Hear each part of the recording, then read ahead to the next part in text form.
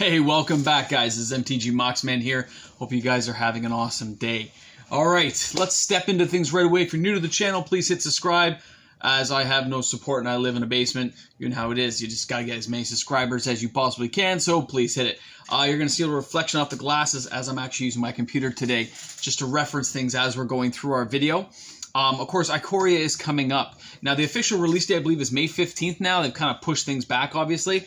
And there's been a big thing about supporting your local stores, assuming your local store is even going to be around to accept these orders. I would hate to think you're going to pre-order from your store and then the store goes under with all that money. But it is a possibility. Hopefully you have a very good relationship with your local LGS people. It's hard to say, guys. I do support my guy here and up in Huntsville. I have full trust in that they're going to do everything correctly, so I'm not worried about it.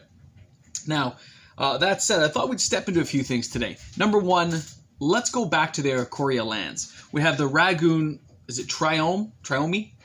The Zagoth Triomi, the Savi Triomi, the Kiecha Triomi, and the Endratha Triomi. Now, they're basic lands, guys. They're amazing. The only drawback is they come into play tapped. But there are ways around that we can work with. My whole point is, okay, Evolving Wilds is going to work with these. That's amazing. Not only does Evolving Wilds work, Fabled Passage is going to work to get you the exact mana combinations you need. I want you to think about that. You can get exactly what you need. So, if you have a couple play sets of these in your deck, you got some 4 Fabled Passage and 4 of the, what do you call it, lands? Fabled Passage says that lands untapped, it'll come into play untapped on the 4th land or whatever. I think it'll trigger these. But then we also have the fact that even if you're using Evolving Wilds to get a basic land, these lands would come into play tapped anyway with the Evolving Wilds, so it doesn't matter. You do it at the end of a turn, get it, so it untaps in your turn anyway, which is amazing. But I think people are like, when they made this set, and they made these 5 lands, which to me are getting better and better with every day that I look at them. But what I'm saying is, when I looked at this, I said, don't just think about the cards from Ikoria. That's the mistake people make. How do these cards now link to other sets and series that are still in Standard or in other card formats like Pioneer? How can these be manipulated, abused, turned into something totally new? When I look at it, I see different combinations. And I mean, they did put certain combinations together, obviously. The green, blue, red, the Ketra. Elemental decks. Wow. You can basically use 3 types of elementals, which those are the 3 strongest ones. You can put a series of those in your decks. Ready to go. White, black, and red. Oh, I have a sneeze coming on. Notice I did that in the sleeve, guys. Did it correctly. Now, with those ones, we could be talking knights. There are a lot of ways these cards are going to be coming forward, and this is just a couple I've mentioned. Okay? I have been playing a particular deck right now. It is into the Mythic Zone. It is a green-blue elemental deck, but it has Thassa and Agents of Treachery, and I'm getting Agents of Treachery on like turn 5 because I'm using the Risen Reef, I'm using the Spirals, I'm using the mana producing from green to pump everything out, draw cards, and just get to them. And I'm not taking their creatures right away. I'm trying to limit their land ability. This is going to make my decks that much better, which is just sick. Because now I can add in a splash of red if I need to.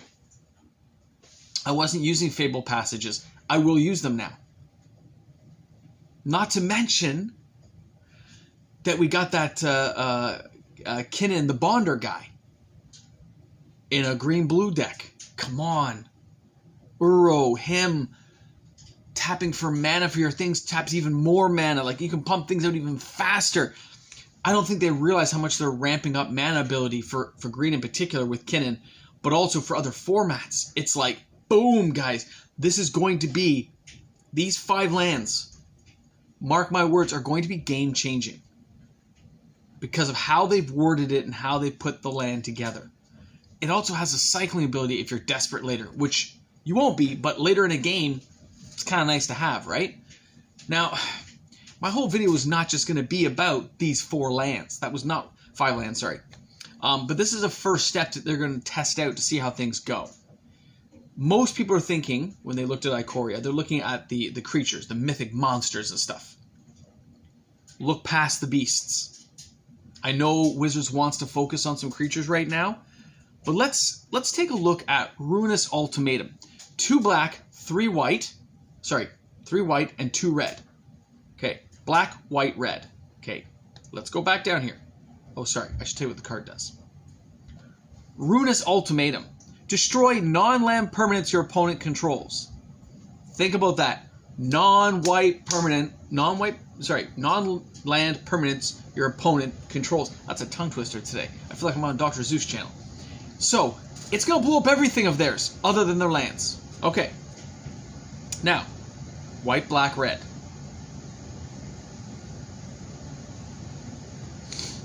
Let's go down to the land again. White, black, red is the Savvy Triome. So there's 4 of them right there. White, black, red. So you can also use the Adrathi to get the white, black. Or you can use the Rugon to get the red, white. So those 3 mana combinations right there give you everything you need. That 12 lands. And that card will destroy people. It's a game-ending card. People are looking at this as just being like monsters and stuff and mutating ability, which it will have an effect on the game. Some of it's going to be very fast-paced. But you put in like a Ruinous Ultimatum, you start adding in the Mythos of Snapdrags, you start adding in Shadow the Sky, Realm Cloak Giants. If you can critical them by turn 5 or 6, don't forget, you can base play every color with this one now. You can build some very good contingent decks that are just going to be like this, firing off, because of those land abilities that they've offered us up. And for those of you who watch me, I hope you guys understand what I'm telling you. I really believe these lands are going to bring us to a next level. We're going to see some serious play with these things. All the creatures are great. Kinnon's great. I love Kinnon. Because what he'll do to Mox Amber. But when I'm looking at these land, they're going for what, 20, 30 bucks already. And the full art ones will be worth even more. So it is something definitely to think about. I will, of course, I assume, I'll contact my guy, but I assume I'll be able to pick up my boxes on one of the pickup dates on the 15th, whenever they do it. Now, the other thing I thought was kind of funny is they're releasing this early on Arena, obviously to get more players involved. But that does take a lot of hype out of the people who play Paper.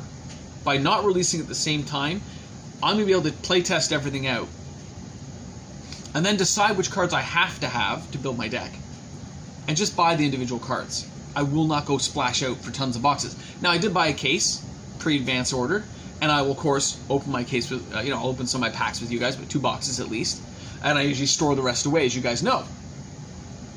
And I probably won't be buying anything else just because of how our economy is right now, and that's why I haven't really been doing a lot of opening videos, because I have no way of drawing in additional income right now. So I can't afford to do anything crazy that I'd like to do. But those were bought way ahead of time. So those will come in. But I'll tell you now, any of those lands I get, I'm not selling. I'll need play sets for myself anyway, and they are at rare, so they're not going to be like the easiest thing to find.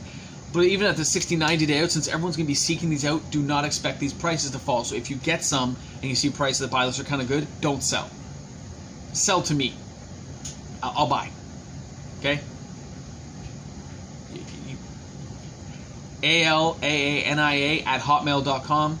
That's my my eBay type thing. You let me know, because I'll be buying these. Okay, definitely. That tells you something. Money or no money, I'm buying some of these. I need at least a couple of play sets of each one, and if I can get more, I will. Because unlike the cons ones, which are like just land, these aren't, which are awesome. Can't wait. And it's funny that Rudy hasn't mentioned it too much yet in his videos on Alpha Investments. I haven't seen it too much from the area. Actually, I stopped watching one of my regular guys. I don't know, I find, he bothers me now, which is weird. So I stopped watching that other guy. I'm not going to mention it, I stopped watching it. But the rest of you guys here, these lands are going to be a focus, guys, so keep that in mind, okay? I will be doing some other videos today and tomorrow, probably in concession. So please make sure you try to watch all the videos. I know if I do 2 or 3 videos in a day and put them all up at the same time, the ones that get put behind do not get watched as much as the ones I put at the last. And hopefully this is enough content to keep you guys occupied when I go up north again. So keep that in mind. These lands, just think about that one, like all these rune, like the other ones, by the way, well, let's go back up to those Ruinous for a second. The other ones, like, okay, the Ruinous I think is the best one. The Emergent, the Inspired, the Eerie, and the Genesis Ultimatum, they're all okay. See, like, the Eerie one says, return a number of permanent cards with different names from the graveyard to the battlefield. It's okay, but it's going to be a late game thing, and there's so many ways of blowing up graveyards. But Ruinous Ultimatum, if you can get it by and not let it be countered, when cards are at low, but the battlefield is fixed, which means there's lots of cards in the field, this is just going to be and they're all gone, which is awesome. And then, of course, hopefully your cards are ready to key off and finish it. So, very, very cool. Really, I like what I see here. And there's still ways of even copying this spell still, which is crazy. So I'm really looking forward to seeing how some of these cards, like Ruinous in particular, I don't think it's going to be some expensive card, because it does cost a fortune to get out. But it's not impossible like it used to be, because the mana combinations will be there with these new lands. So I don't think Wizards thought all that through. They're playtesting. I mean, this isn't Oko level stuff, but it's still pretty good. Same as that, I'm really fond of this rare one, Mythos of Snapdrax. 2 white, 2 other. Each player chooses an artifact, a creature, an enchantment, and a planeswalker from among the non-land permanents they control, then sacrifices the rest. If 1 black and 1 red was spent to cast this spell, you choose the permanents for each player instead. So EDH right away. But not only that, in a multi-deck, the fact that I can choose what you're going to get to keep, I can pick the worst things, that's awesome. And it's only 4 to cast, right?